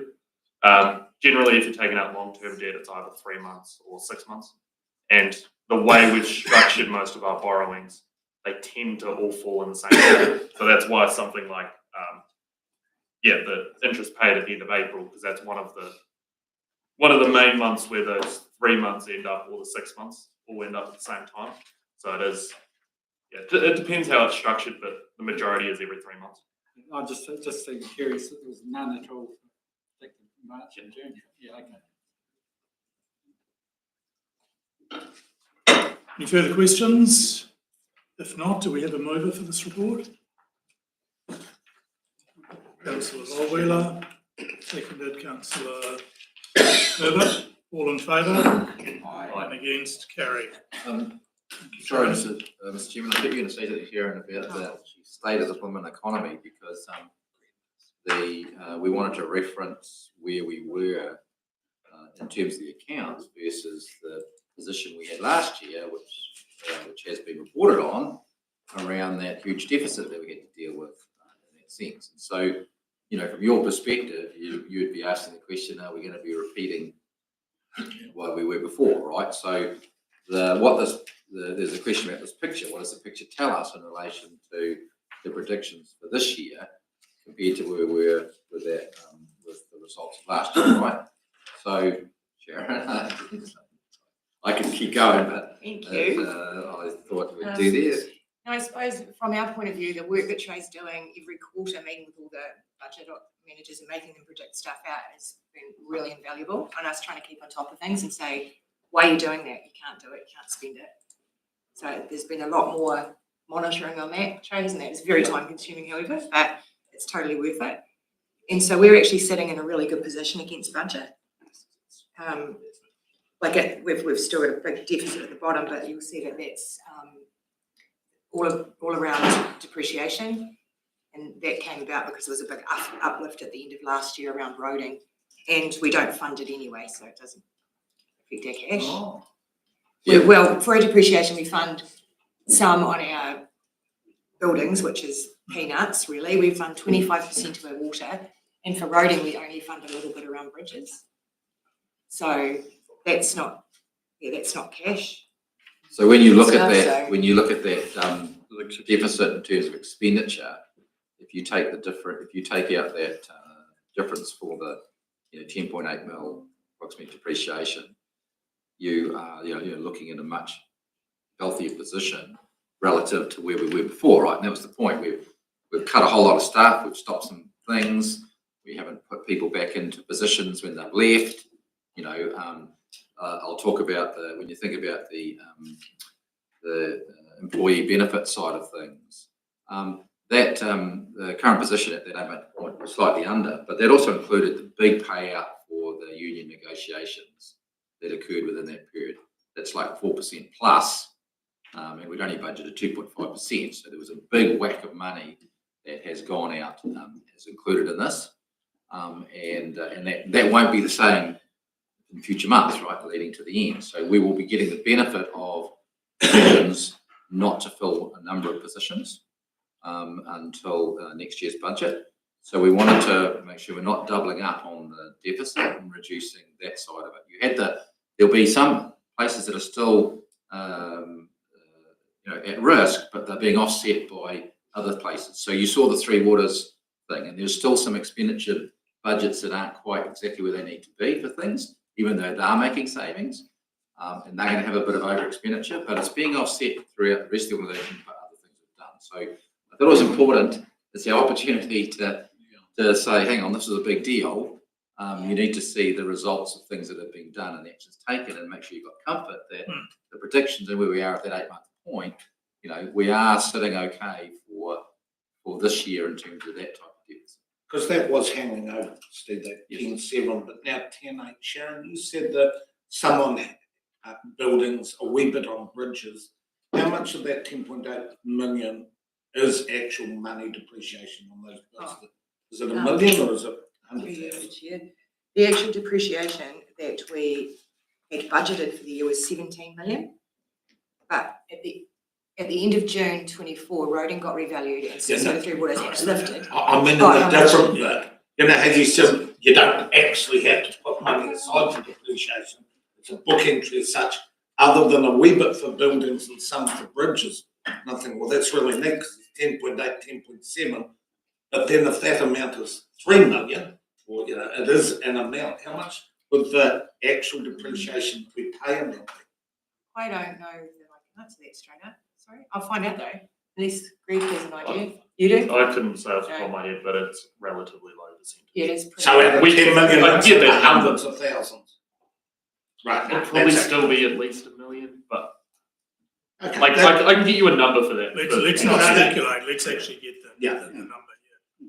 Councillor McTamaney? Yep, so just, I just following on from Steve and Sharon there, I worked out the other day that we're probably looking, with that extra depreciation, we're probably looking at about a minus 1.5 actual profit loss for the year.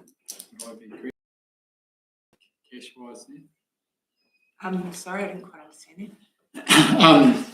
I took that we've got a budgeted deficit of 12.3 million, and then taking off that 10.8, it's probably a true profit loss of 1.5 only. Am I correct there? If you look at the actuals, the predicted actuals, sorry, if you take that 10.8 off the 10.7, then we're actually in 100k surplus. 10 point. Because if you're using the 10.8 number, still you use looking all the other predicted ones as well. Sorry, I was looking at the budget one again. Yeah. Yeah, so it's going to be very, very close to budget. Yeah, and so we're looking If we're at at several this million stage. dollars cash deficit at one stage, several months ago. We dealt with, that's right, we were worried that we still didn't have quite, budgets correct for things. So our job was to try and get that matching. And we're a lot closer. Oh, yes, we're actually potentially going to be in slight surplus. Yeah. No, we'll still have that million of actual depreciation that is actual pay. No, I've already taken that into account. 10.8, 10.7, 10.8 is really not. Yeah, part of that 10.8 will be actual funded depreciation, so I'll give you a slight deficit. On paper, we will have a deficit. Yeah. But in cash, yeah, we should be pretty And sorry, am I allowed to ask one more question? One more, yes. Going back to those operating cash flows, there are no the borrowings in, it's all borrowings in. I thought that with the level of borrowings we got, we will have some repayments of borrowing. It'll be the difference between how much borrowing we're taking out versus what we're paying off. So the net difference will still be it. We won't be borrowing as much. No, but at page 189, the cash flow from financing, there's proceeds from borrowings. Then you've got repayments of borrowings. So through you, Chair, we haven't split that out because what we can, because we will have maybe some borrowing coming up and we'll just roll it. So it won't show as new borrowing, but it won't show as repayments. It's the net figure. But isn't it? you can see it in the next report though that Greg does on borrowing, but we can split that there. Yeah, I can add that. We can do that. yeah, because it will grow over time. The more debt we take on, the more we're going to pay off. Yes. Yeah. Yes. And so it will. Yeah, the line with note D beside it is a net figure. Yeah. So, yeah. Other questions, comments, observations?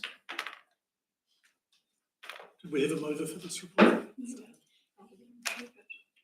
Well done. All those in favour? Against? Carried. Thank you, Terry. Greg. Deep report.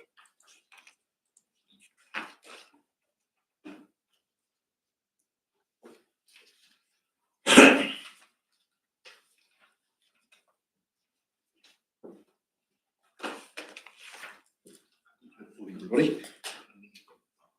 So yes, the borrowings dashboard, page 184. So yeah, current LGFA debt is 137.3 million. see the breakdown of that on page 195 by category. And our projected borrowings, as mentioned earlier, it's 156.8.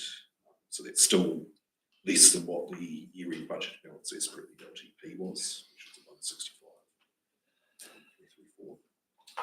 165.334. Below that, just got the updated graph with the trends on the cost of debt. So that's still decreasing over the last 4 months. So yeah, that will continue to decrease. We're not entirely sure. Just yes, so yes, the breakdown on the next page. And yes, I did acknowledge that last time we talked about getting a breakdown of internal services, economic development, community service as well.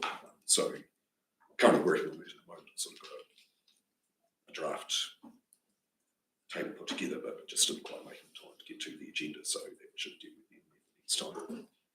I was just going to mention too is just further to the Three Waters report. We're sort of projecting the water capital to be approximately 15 million rather than 30 million. Carry forward's taken out because we've spent less than what we originally budgeted.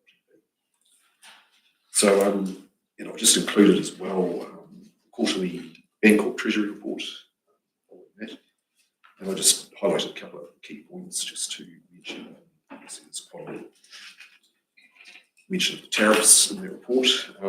So, yeah, tariffs have been paramount economic disruptor, general risk-off sentiment across financial markets. As a result, equities have posted significant losses. While we have some clarity around tariff levels, this is likely only the first move. It's likely to be a long-winded trade war. And relating to New Zealand, as a trading nation, New Zealand is particularly exposed to concerning global trade backdrop. While Trump's 10% tariff on NZ goods appears to be manageable, what will be important are the indirect impacts from key trading partners in Southeast Asia, such as China and Vietnam, who now have around 50% tariffs on exports into the US, which expanded impacts on trade will potentially hinder domestic recovery as well. So yes, that's the debt part. Happy to take any questions or discussion. Greg, one of the questions from last meeting was debt for internal services. I know that you've done some work on that subsequent to the agenda being circulated. Can you just give us a high-level overview on that number? So I'm on page 195, and it's the last line of the table at the bottom of that page. So yes, pretty much. Do you want just like percentages or individual? Okay, so internal services, 39.73% of that is water ops, 5.28% water management, 1.18% human resources, 0.20% strategic service delivery strategy planning, 15.32% information technology, 9.27% administration office, 0.52% for forestry, 12.55% being the 23-24 deficit, 14.79% being the internal loan interest, and 1.16% being treasury function.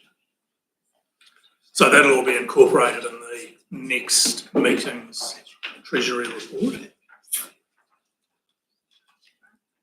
Does anybody have any questions of Greg in terms of the information presented? I guess the one question from me, the interest rates heading in the right direction. What is the interest rate that's loaded into next year's annual plan? So it's slightly lower. Trending downwards some years, yeah. Your Worship? Thank you, Mr. Chair. Greg, you discussed tariffs and how the world's changing and how it's probably a medium-term lockdown. We've got I don't actually know what this actual setting for NECO is, but it'll be a conservative setting. We're not flamboyant. But is it time that now that we're in a new era, that we possibly get, who's that guy's name? I can't remember his name, to look at what the implications would be if we possibly went to a wee bit more conservative setting?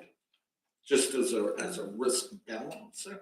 Is it a time? I'm not saying to rip the account apart and do anything, but if we can be at medium conservative and possibly it's time to go to high conservative, is that something we should be looking at? Through you, Chair, we can organise, because that would be Ben Troller from Melbourne Weaver. Sam Belton. Nick from Nico. It'll be Melville Jessup Weaver can come, they can come and speak to you guys, and talk to you about different options. I think last time our teams did. Yeah, I just think the world's changed, so if you would like us to organise that, we could do that through the risk and insurance or a council meeting, just whichever you choose. there's nothing like thinking of trying to go out to the ratepayers that we're going to negative returns. More warns us. If we could, please. Sure.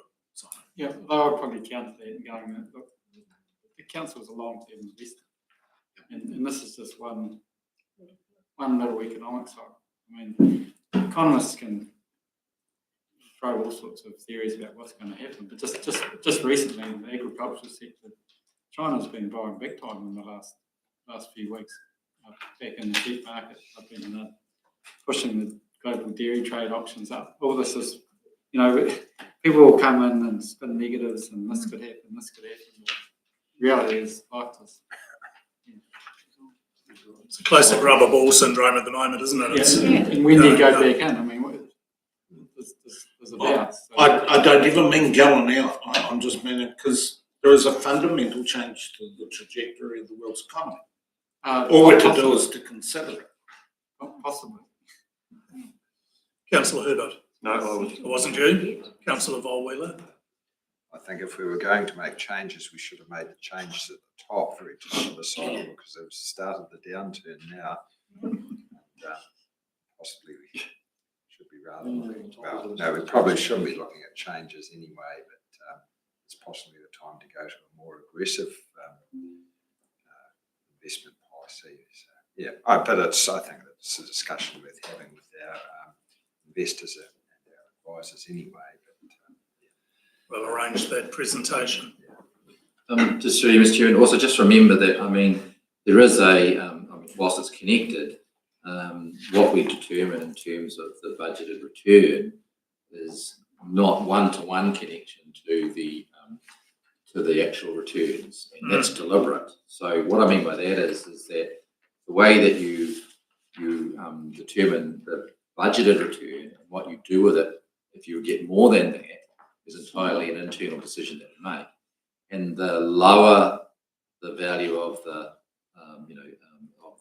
in terms of the way things are dropping, then, and you're getting to the bottom, further to the bottom of what the market might be, you have a greater potential discretionary return for your budget as a result of any upward movements as a result. And in fact, we saw that through, this is why we achieved some huge amount one particular year, because there'd been that change from a negative return one year, and then the next year you got this massive return that you could use. And it's because we're different to the normal investment way in which people look at things. We are looking at it we wanted to maintain the equity, but we didn't need to have massive increase in equity. We wanted to use our investment funds for a range of purposes, right? We've done some capital withdrawals, that's why it's reduced a bit, which has helped us in some of our decisions. And we've always had some discretionary money to be able to spend to support communities, even in tough times. And that's the only way, and that was our strategy. That's all we wanted to do, right? And so we have a lot of flexibility and a lot of opportunity as these markets, move and all this sort of things. While this year we've still had an equity movement, it's a positive movement, it didn't make it in budget. But as the market drops or cycles, we have another opportunity that over the next 12 months, it doesn't take much of a movement to achieve your budget as a consequence of that. So we are different in how we use our investment and how we look at our investment, and that. So even though you say long term, we're not trying to achieve and do a whole lot of things over 10 years. We are trying to maintain equity, grow a little bit, and have money available for discretionary purposes each year, and that's what we try. Second question, Greg, is there's been some quite big movements. We've got the 5 biofilters have been pushed out the costs on them, different things happening. 26, 27 was going to be a quite tight for us to stay under our cap, our ceiling. Have we gone out and made sure that all these chops and changes, I presume when one goes down, the other goes up and it all evens out, but that 26, 27 is we have checked that we're not breaching? Well, I actually just received another round of carry forwards today. Carry delivery. Mm-hmm. So yes, there's going to be some further changes to so yes, I'll make those changes first and then rework that out. Which will result in less being borrowed? In 24, 25. Yes, Yeah, but I was wondering if we push the projects out, we're not bumping one, are we, and pushing ourselves through? Presume we're not, but just if we could check. Yeah.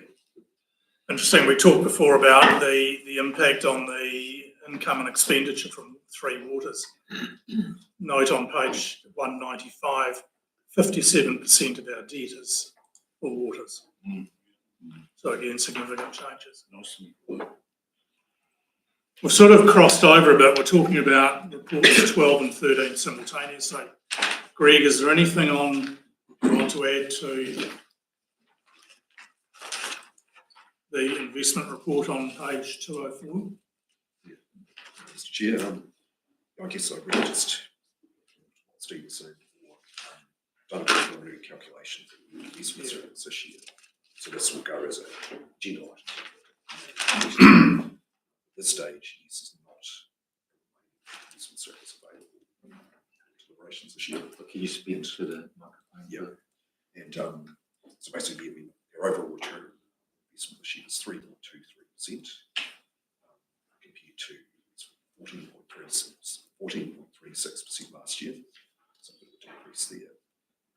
So although we still made a surplus on it overall, it's less than the budgeted surplus of 5.25%.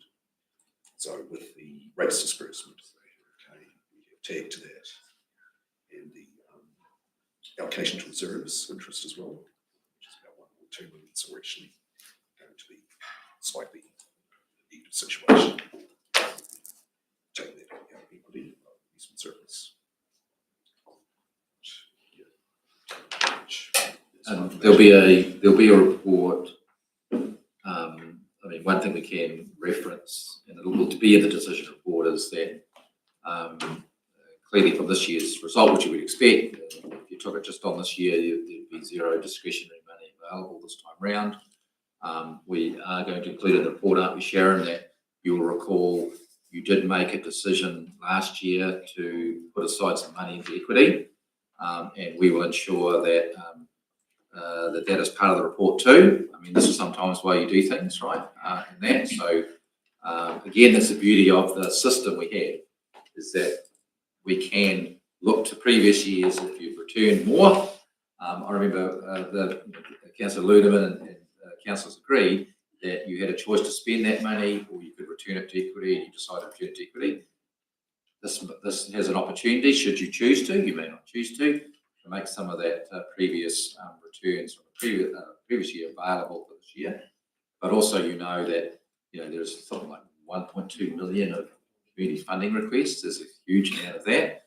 So you will still be getting to prioritise, but you may have an opportunity, should you choose to, within Greg's report, to make some money available for discretionary spending. Just letting you know, because that may weigh on you as well after yesterday's hearing, and what you would expect to see in Greg's report, decision report. That's part of our agenda for the budget. Just on that, I don't want to jump in, but I fully agree. We did put some back in, but we've actually nibbled away at it a couple of times too, I think, recently. So that'll all be in the report, I presume. Yes. Yeah, thank you. And it's correct, it's probably nibbling, yes. So it's not a huge amount. Worship. Technical term. Yeah, it would be great to know that figure, but another one that came out yesterday, because there's so many wild accusations as such, $40 million was the Nico account.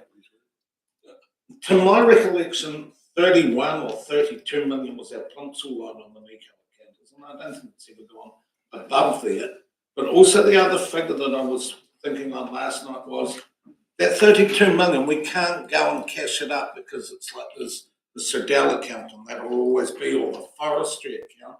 And I don't actually know how much of that 32 million or whatever it is locked and loaded, it's been guaranteed, it's not money that can flow, it's ear tagged, it's locked in.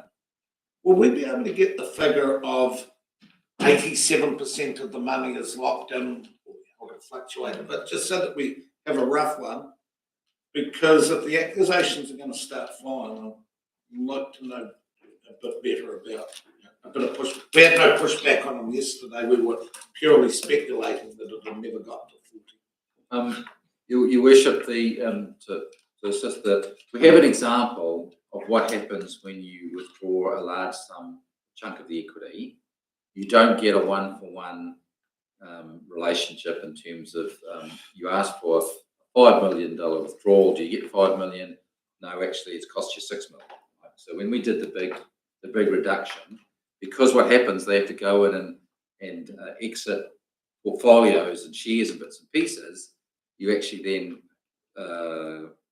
what's the word? You bank into it the loss, right?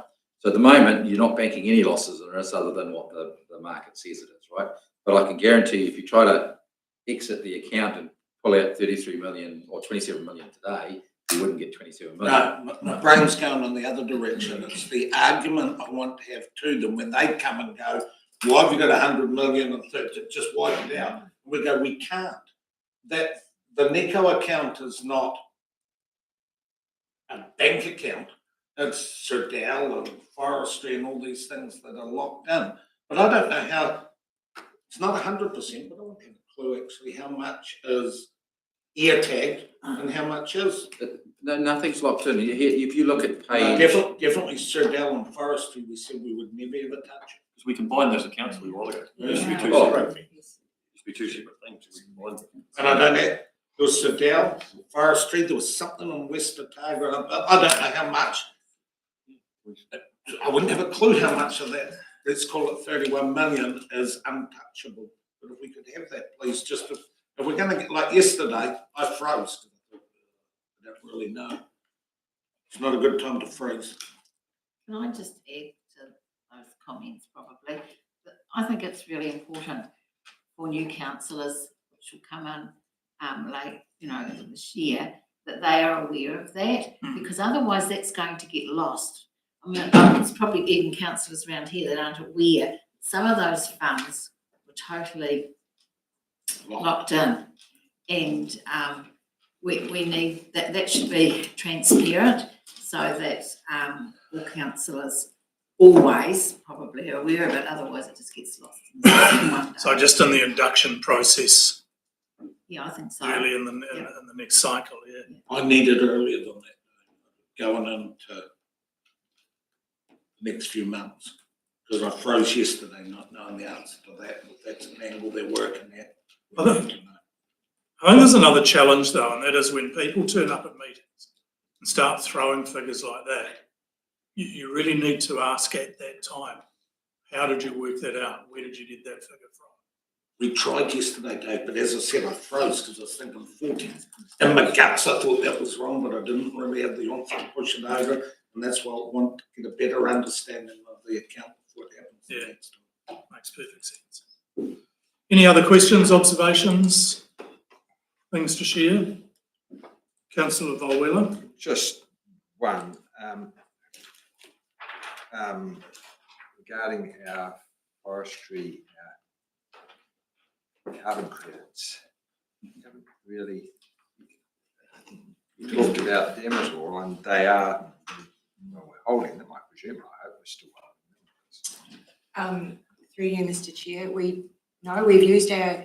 used our carbon credits we had from forestry to offset the liability from Mount Kui. And so there's been an internal transfer there where Mount Kui's paid forestry for that. And there was a paper went to council quite a few years ago from John Scott getting permission to buy carbon credits, quite a lot, for quite a lot of money. Yes. And that never happened, and him leaving, and we never bought those, which I'm quite grateful for because they were at $102. And I have actually just purchased some a week or so ago for this year's Mount Cooey to offset that, and they were at $51. Oh, So, but they change all the time. There's a graph I get every day, and it goes like this. And so it's, yeah, $51 was the first time they'd been under 58 for a while, but I think since then they've actually dropped below that and gone up again. And so it's a piece of work that we do have sitting on the side to get done. We were going to get Stephen Halliwell to do it, but then he left and never got back to it, is to investigate what is the best strategy for council for offsetting our emissions at Mount Cooey. So the carbon credits from our forestry, which I thought we were holding and weren't going to use to offset. We use them every year until we run out, which was last year, was the first year we run out. They really belong to forest. My The- understanding was they belong to forestry and shouldn't have. The money for them's gone to the forestry. Yes. Okay, so. Yes, so it's there's gone been an into- internal journal saying this is the price of carbon credits right now. And so like we'll charge Mount Cooey 600,000 and put it into the forestry account. So that's Yes. showing in this investment account now. Yes. So it has been a physical transfer of $600,000 into the NECO account. No, there hasn't. No, it'll be, yeah, In the box. it'll be in the box though. It's in the books, Yes. so it could be transferred to the Could be. When we held the credits though, they sat on the ETS website. We didn't have any money for them either. To get money for them to put in there, we would have had to sell them. Yeah. Yeah. So they just sat there as a, But as for an internal transfer, we'd be better off to put that money into the NECO account rather than using it to offset debt at 4%. we could do that. What we would have to do then is just pay the NECO account and put that cost against Mount Cooey. We could do that. Then it's wrong money though.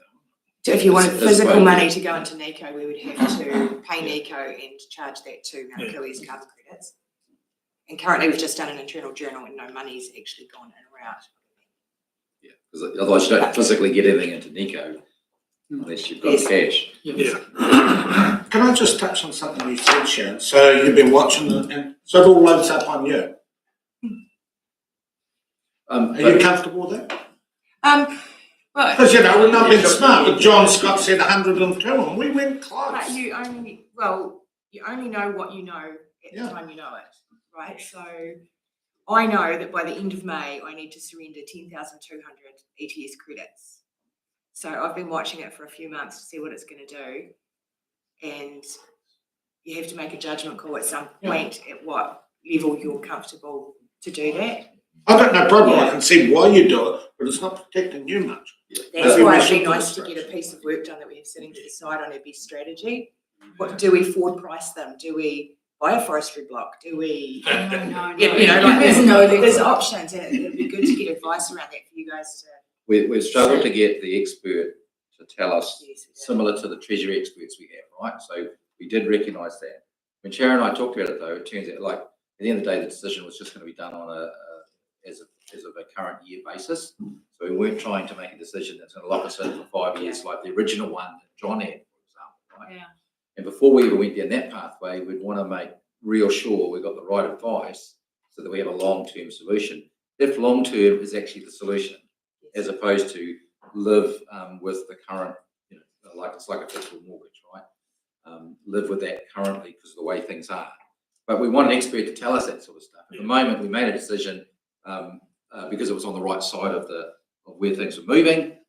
It's had a better benefit than what we would have done otherwise. We're still going to have to deal with it next year and also deal with if we want to think about long term. But if you're dealing with something that's really variable, like it's going to be really interesting to get any expert to tell us what's the best portfolio strategy to deal with that sort of thing. But Sharon and I won't be making those calls. We'll be looking at bringing the experts to you if we can find them on that subject. Yeah, we have had some advice, and it came from Form. I don't know if any of you remember them, but they are purely forestry based. So we just didn't feel that covered enough. It wasn't diverse enough to do that. But I've seen also last week that they're actually changing regulations around ETS credits. So that's going to have an impact as well. Councillor Herbert. Thank you. I'm not going to put my cart before the horse, but so the said trees that are accumulating the carbon credits, I'm presuming are all post 1989 and are probably under the old sawtooth model. We don't have any accumulated carbon credits now. So where do the carbon credits come in that were surrendered, where they were? They came from forestry we owned prior to selling it. And there's some date. Oh, we Jules come may onto know it. more about that. We've had them for a long time. It was a pre. Yeah, pre, whatever. That's one Forestry of the two, had so, to so it's, right, that's right, so we're not creating a liability for when we sell all log trees. That's cool, thank you. You know, I was just going to make a comment. You're talking about finding experts. You'll find lots of experts in forestry that will be able to set you up different structures. But when it comes to the markets, forget it. But for us to give a bit of a market advice, there was, and you've seen the Parliamentary Commissioner for the Environment now, they come out and just, he's sort of saying the ETS is in real jeopardy just because of the sheer volume of credits that are being made available. Yeah, we see all this forestry here, we talk about it all the time. There was a whackload of credits that will be coming on the market in the next 10 to 15 years, and I would say that the open market is, would be my prediction. Yeah, and it's going to even flow, but there's going to be a lot available. And you're not going to charge consultancy fees. But when it comes to structure, what it's worth. when it comes to structure, though, I'm not going there. That's what they can help. Yeah, not market. Right, any final observations on these reports? Councillor Knighton?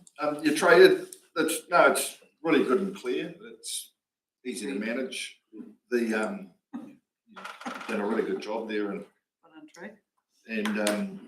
could you please create a fifth water and put swimming pools in with the water, and then we'll hit 50% things that look rules like that. Let's not go there. Oh, well done. Right, we've been talking about two reports concurrently, but what we'll do is separate them out for resolution purposes. So on page 193, the recommendation is to receive the Treasury Management Debt Report. Councillor Herbert, Councillor Finch, all in favour? Aye. Carried. And on page 203 is to receive the Treasury Management Investment Report. Councillor Payne, Councillor Kennedy, all in favour? Aye. Against, carried. That, councillors and staff, brings us to the end of another meeting. Thank you very